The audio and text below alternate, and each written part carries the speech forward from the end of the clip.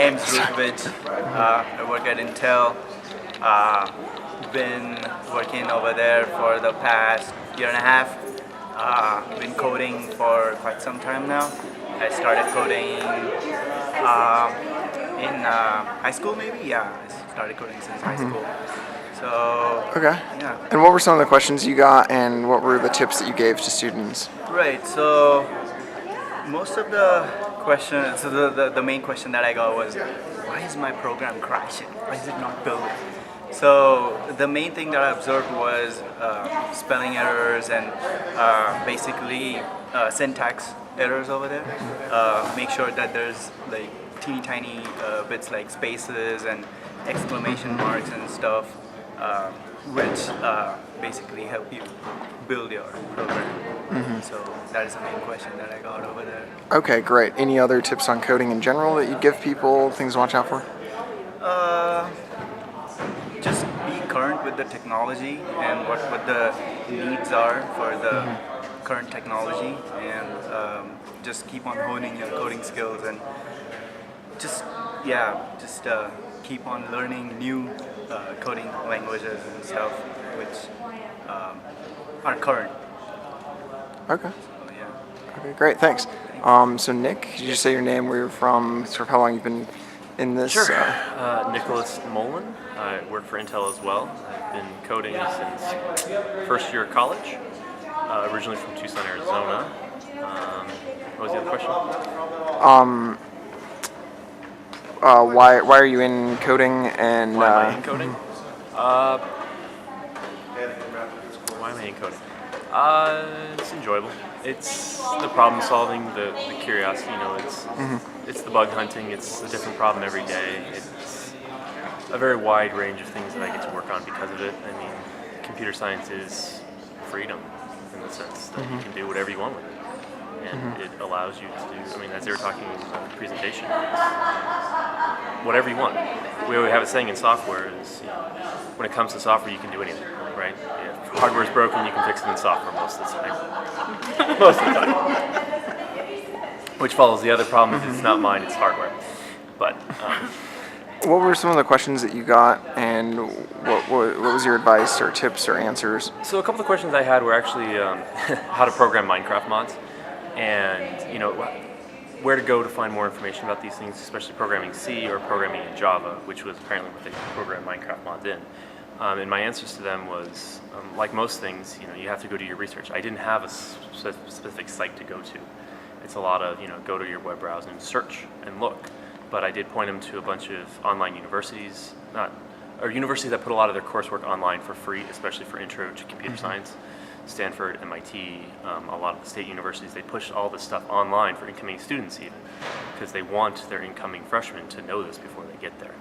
And it's put out by the professors, and it's really quite useful, especially the languages that have been out for a long time, such as C and Java. Okay. Thanks. Any technical, quick bullet point, keep an eye out for this, or pointers for new coders? Always write your pseudocode before you write your code. Okay. That saves lots of time. Great. Thanks. Okay. So Chris, your name, company, how long you've been doing this? Okay. My name's Chris. I work at Intel. I have been working on coding since 2007. Straight out of college. And I enjoy it. It's fun. The problem solving was always very attractive to me. And I always wanted to know, when I was a kid, I wanted to know how my computer worked. And that's kind of how I started getting into coding, was just doing small things like, I can write a script to change the prompt on my computer to say, "Hi, Chris," little things like that. And then, you move on from that and just, grow and discover even more skills. Awesome. And what sort of questions did you get tonight, and what were your answers? So most of the questions I got were, why doesn't this work? And the answers sometimes were like, oops, accidentally deleted the line from the program that was important, or I misspelled variable name, things like that. And those are common errors that you might find when you're coding, just because you're typing very fast and make a mistake, and it's the computer only knows exactly what you tell it. So the lesson is spelling, capitalization, precision, all of this really counts. Detail matters. Okay, great. Any other pointers for people new to this, technical things to keep an eye on, or?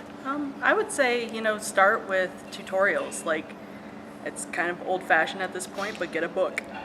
And it will walk you through all the steps you need to do exactly in order to make your programs run. And the more you do it by hand, like actually typing it in instead of copy-paste, the quicker you're going to learn it and understand it. Okay, great, thanks. Okay, Becky, so same, you know the drill by now. Becky Burnt. I also work for Intel.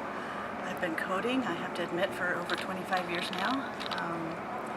I actually started when I went to school. I wanted to be an accountant. My mother was an accountant. My dad hired musicians. I thought, this is great, this is fun, I could do the books.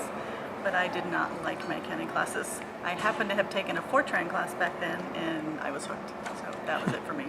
Just happened to take that class.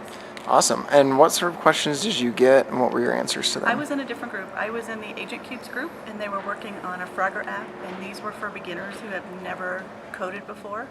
So they weren't actually writing code. They were using this app to kind of walk through the logical thinking about, well, if this happens, then I want this action after it. So, if I hit my key, my up arrow key, I want my frog to move up, those kinds of simple things to get them thinking logically.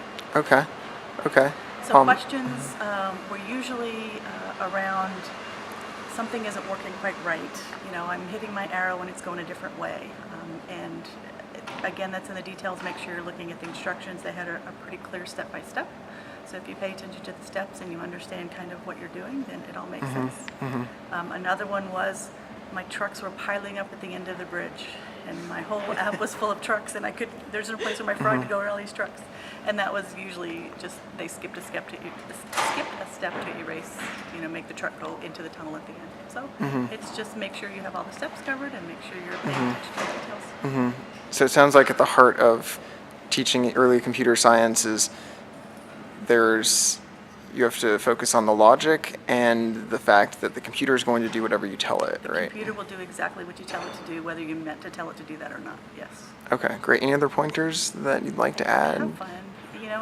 There were young kids in there and they were having fun. They had to draw their squished frog, and they were just having a good time with it. So enjoy it, make it fun. Okay, great. Thank you.